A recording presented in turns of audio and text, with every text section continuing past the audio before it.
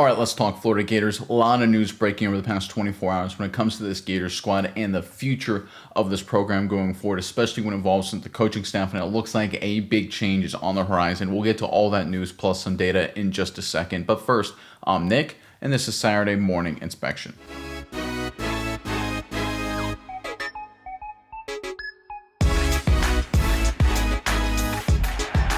All right, the Gators came into the season with high expectations, and outside of a victory against Texas, have failed to even come remotely close to meeting those expectations, as I'm sure you Florida Gators fans are well aware of. And it looks like a change is coming and coming quickly when it comes to head man Billy Napier. There's been a lot of reporting, a lot of rumors, a lot of speculation, and I found, I think, the best source, the best sort of aggregation of all the reporting with the inside information here when it comes to the Florida Gators, who appeared to be imminently close to firing Billy Napier. In fact, all indications are pointing to Napier being fired after this Saturday's matchup. Let's get into the reporting. All four of these pieces are from the same article from USA Today.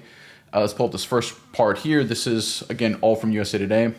Florida Athletic Director Scott Strickland met with a handful of influential boosters on Tuesday and was told continuing financial support depends on new direction within the football program. Three people with direct knowledge of the situation told USA Today Sports. The people who spoke on the condition of anonymity to protect the ongoing process settled and battled. Florida coach Billy Napier could be fired as soon as this weekend.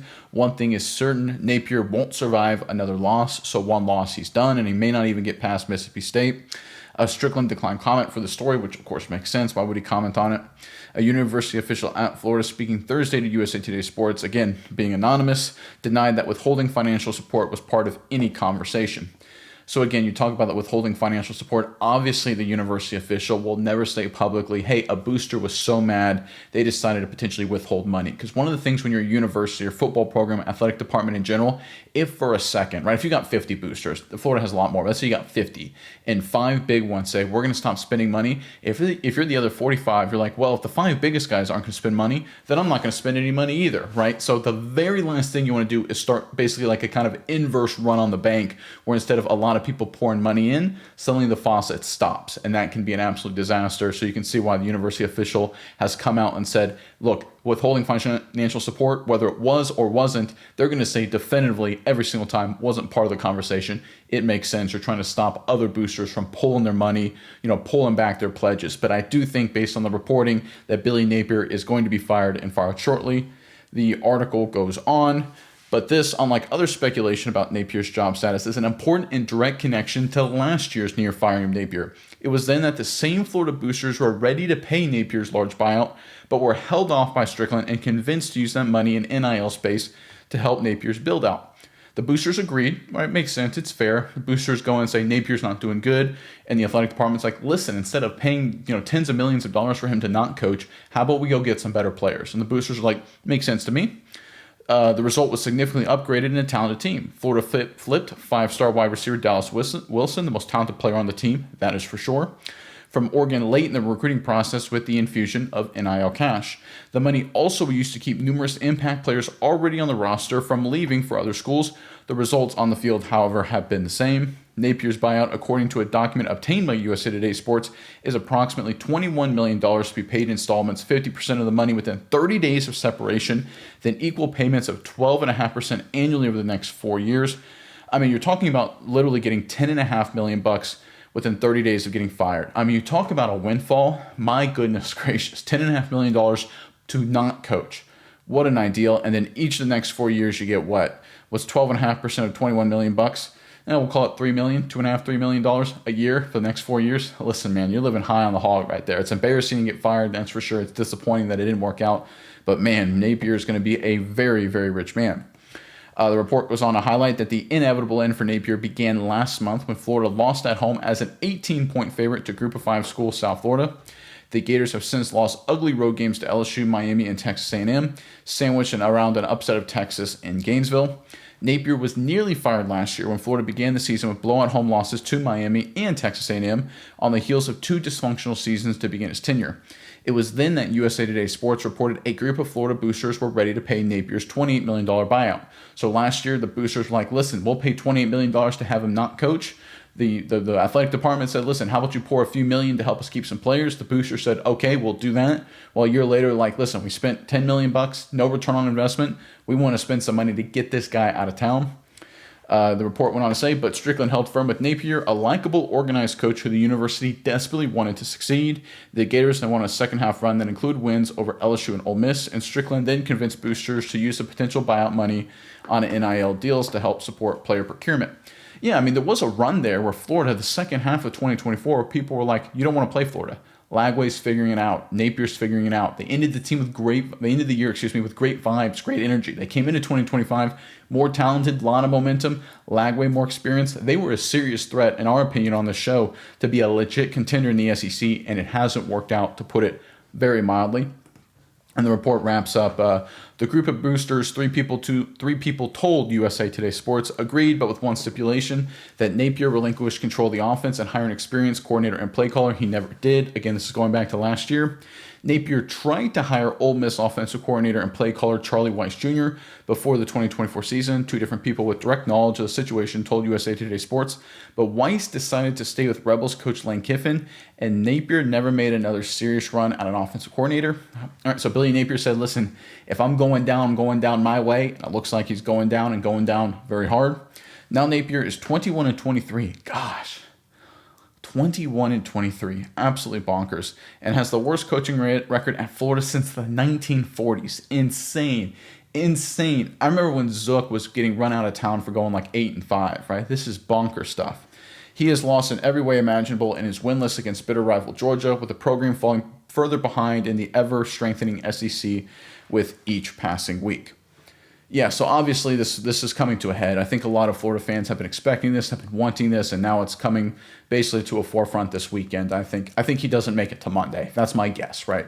I think Florida has enough boosters, they have enough dollars where, listen, we last year we wanted him gone. We listened to the AD, we put money in NIL, got better players, and it's gotten worse. And I really do think the Florida Gators are about to move on from Billy Napier. And listen, I want to hear from you guys in the comment section below. Florida Gators fans, who do you want to be, assuming Napier is gone, which I think at this point we can all agree will happen? Who do you want to be the next Florida Gators head coach? Do you have a guy in mind? Do you have a few guys that should target? Give us your thoughts. Give us your inputs. Put them in the comment section below. But when you take a look at Napier, again, he's an offensive guy. We don't have to think too high level about this. I will in a second. Let's just pull up some numbers here. Let's look at cold hard data, right? We've seen the product on the field. It's bad. But does the data tell a different story? And the answer is no. So this is the 2025 SEC offenses per data compiled on True Media, great analytics website. We love working with True Media. Great friend of the show. Highly recommend if anyone's looking for analytics. They're a great company to work with.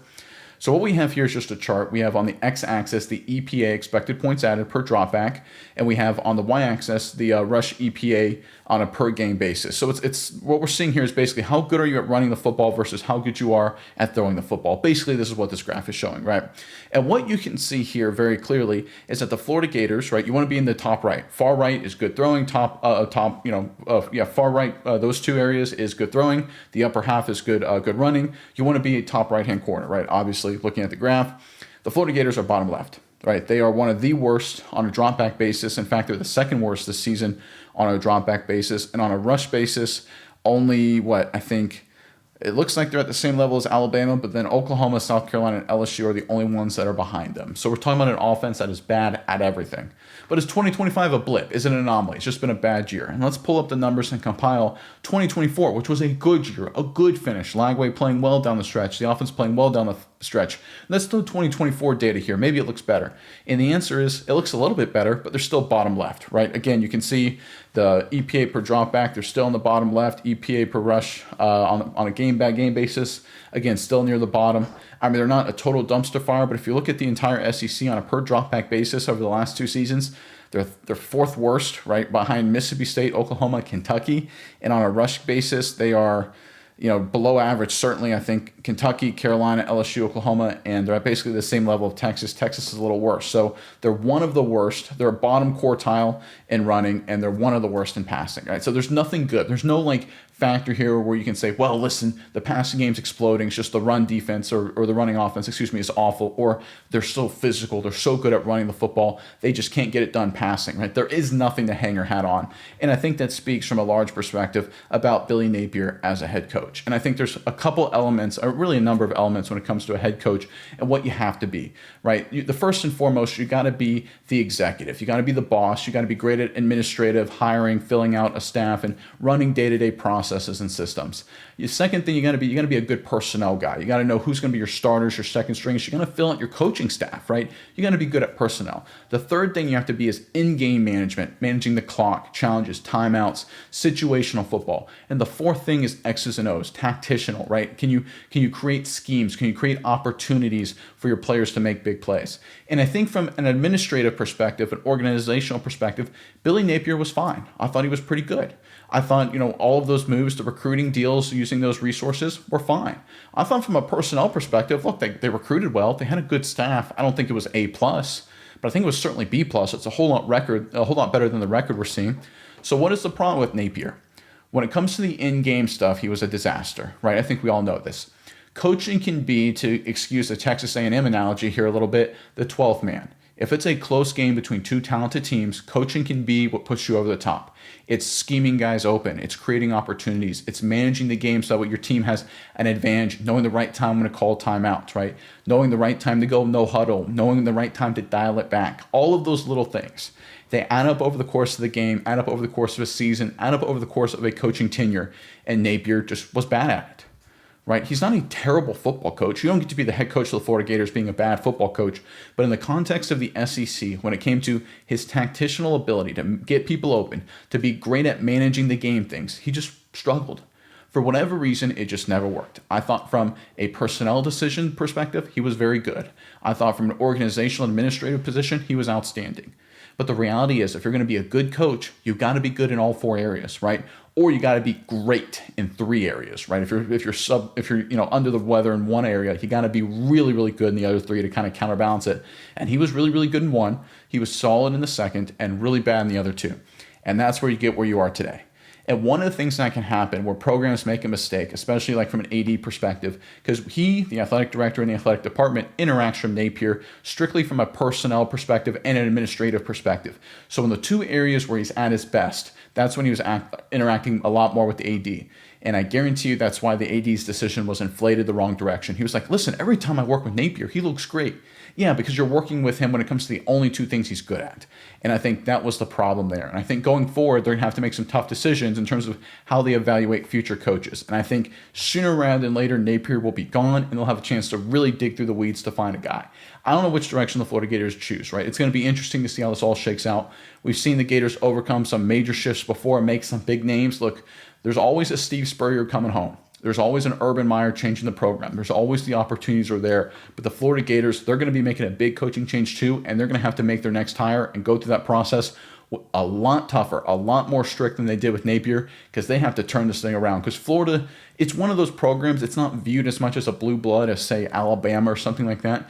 But the state of Florida is so important in college football, where Miami, FSU, and Florida, just like University of Texas, the football's better. College football's better when Texas is good. Whether you hate Texas or not, you just want it to be good. College football is better when the state of Florida is just stoked with talent. And Florida right now, FSU's kind of struggling. Miami's great.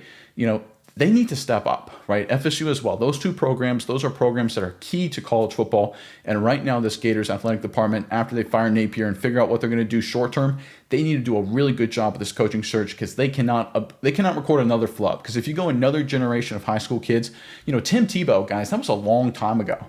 Tim Tebow played when I was in high school, right? That was a long time ago.